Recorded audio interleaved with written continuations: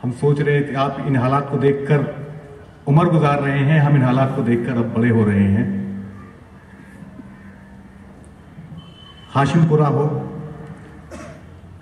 या बटला हाउस या फिर वारंगल में अभी हाल में हुआ, इसके अलावा भी और बहुत सी, ये सिलसिला यूं ही चलता रहेगा या कभी रुकेगा?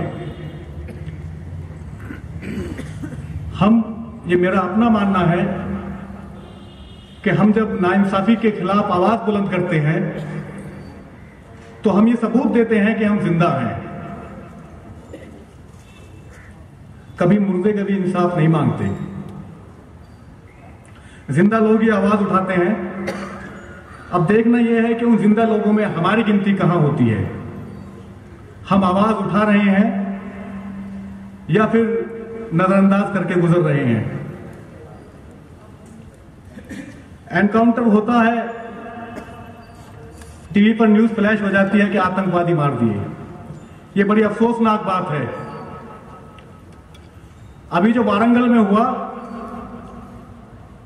बमुश्किल कोई अखबार ऐसा होगा जिसने उन 5 लड़कों को आतंकवादी ना लिखकर संदिग्ध लिखा हो या कैदी लिखा हो, बेचारा दिन कैदी लिखा हो, बल्कि सभी की न्यूज ये थी कि पुलिस मुठभेड़ में 5 आतंकवादी मारे गए। ये ऐसा रोल प्ले कर दिया गया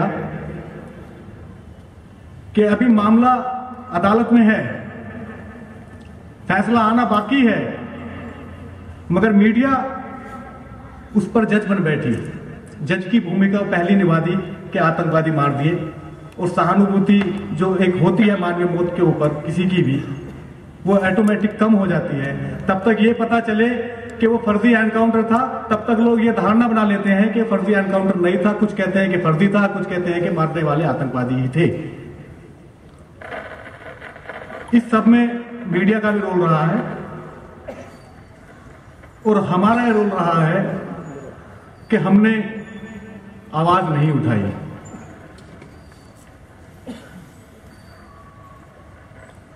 इस देश के किसी भी राज्य में, किसी भी क्षेत्र में अगर दलित पर जुल्म होता है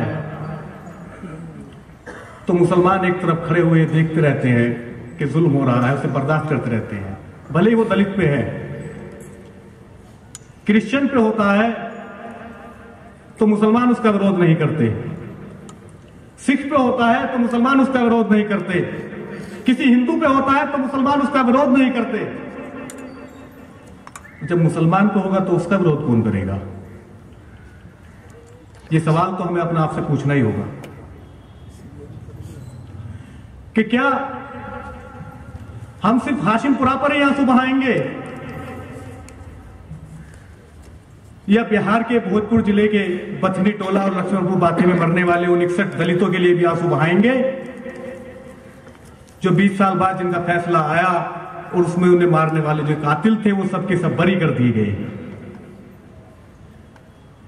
क्या वो जिम्मेदारी हमारी नहीं? क्या वो देश के नागरिक नहीं थे? वो भी उतने ही नागरिक थे, उनकी जान की कीमत भी उतनी थी, उनका वोट का अधिकार भी उतना ही था जितना हमारा है। हमने उनके लिए आवाज क्यों नहीं उठाई? आज हम पर बनी तो हम इकट्ठा हुए। कितना इकट्ठा हुए? ये भी बहुत कम इकट्ठा हुए। ये वो लोग इकट्ठा हुए जिन्हें दर्द है, जिन्हें तकलीफ है। मगर इन लोगों से भी एक सवाल है कि जब दलितों पर जुल्म होता है तो तब ये जलसे, तब ये सेमिनार, तब ये आवाजें कहां गुम हो जाती हैं? जब दिल्ली के अंदर चर्च पर हमले होते हैं तो क्या सिर्फ ईसाई ही हैं जो उनका विरोध करेंगे? वे ही सड़कों पर उतरेंगे? हमारी जिम्मेदारी नहीं है कि हम फांसीवादी ताकतों के खिलाफ इकट्ठे हों और सड़कों पर आए। जिन 5 लड़कों को मारा गया उनके बारे में कहा गया कि वहां का कोई स्थानीय संगठन था, आतंकवादी संगठन। ये पहली बार नाम सुना, कोई जानकारी इसके बारे में नहीं मिल पाई। कोई लश्कर झांगला कोई इस तरह का है कि आतंकवादी संगठन था। एक दूसरे अखबार में खबर पड़ी कि उनका ताल्लुक आईएसआई से था। अभी यह तय नहीं हो पाया कि उनका ताल्लुक आईएसआई से था या फिर वो लश्कर झांगला जिसके बारे में उन्हें बताकर मार दिया गया कि वकारुद्दीन उसका संस्थापक था और ये पुलिस से चिढ़ता था। क्या उसी वकारुद्दीन ने 2 महीने पहले अदालत में अर्जी दायर की थी कि उसे अपनी जान का खतरा है? ठीक उसी तरह जैसे जौनपुर के मौलाना खालिद मुजाहिदीन ने अर्जी दायर की थी कि उसे जान का खतरा है और 1 महीने बाद उसका कत्ल कर दिया गया।